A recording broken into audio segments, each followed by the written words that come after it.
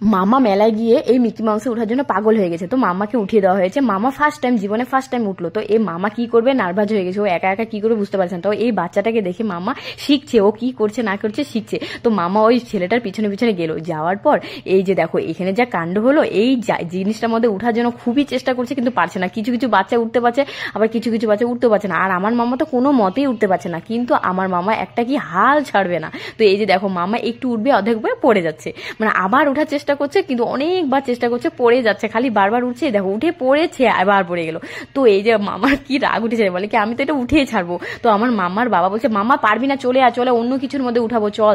কিন্তু আমার মামা বলছে বাবা একটু দাঁড়াও, আমি দেখো চেষ্টা করার পর আমি উঠবই, কিন্তু বলে আমি এটা উঠেই ছাড়বো। তো মামা আবার পড়ে গেল, তো আবার উঠলো। মামা কি বলো তো, একটা জিনিস করলে ওটাকে হাল ছাড়বে না, মামা উঠেই ছাড়বে। দেখো গাইস এটা উঠেই ছেড়েছে। তো আমি খুব খুশি হয়েছি, আমার মামা আধা ঘন্টা শেখার পর এই জিনিসটার মধ্যে উঠতে পেরেছে। তো দারুণ লাগলো আমার মামার রিয়াকশনটা দেখে।